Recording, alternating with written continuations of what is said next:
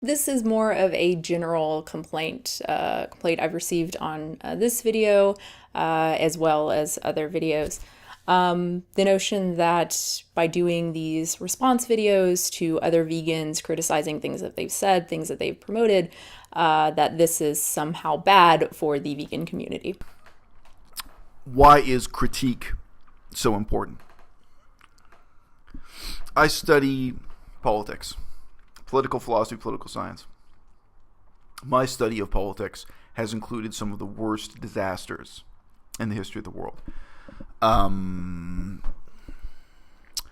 It's humbling to really look at those disasters and understand that the majority of the people involved had good intentions.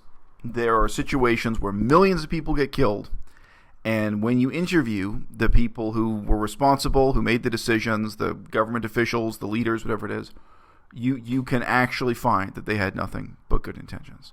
You guys know I've worked on events in Cambodia, China, Laos, but recently Russia too. A lot of stuff on Russia this last year. It's humbling to recognize many of the same disasters, in principle, can happen and do happen even within a Western democracy like Canada.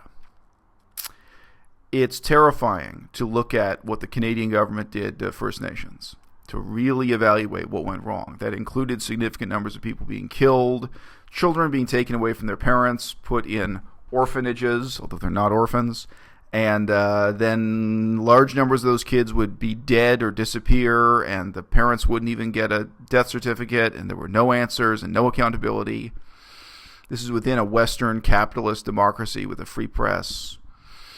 Simply the absence of scrutiny, the absence of critique, the absence of direct democracy being involved was enough for features of fascism and features of communism to exist within Canada.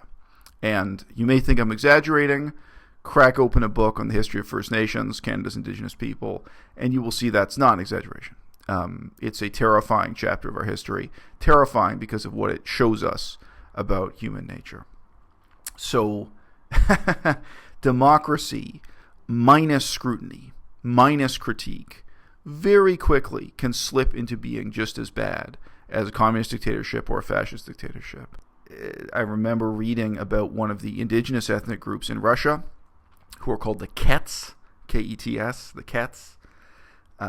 What happened to them under Joseph Stalin is eerily similar to what the government of Canada was doing to our indigenous people, the Cree, the Ojibwe, at the same time in history. They're simultaneous and parallel histories of forced assimilation, taking children away from their parents, destroying the indigenous language, forcing them to speak a new language, forcing them to live in a different kind of housing, and so on.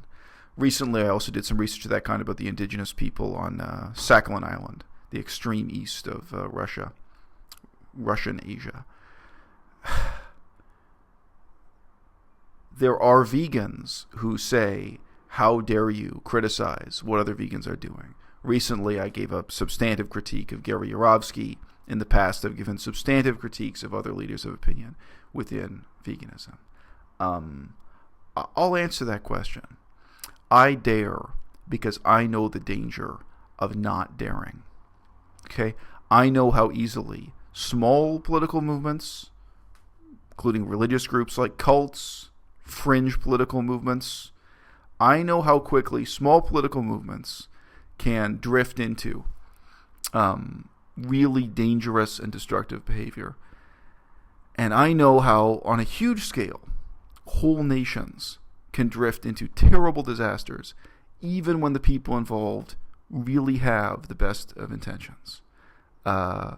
Scrutiny, mutual scrutiny, substantive critique is of such crucial importance.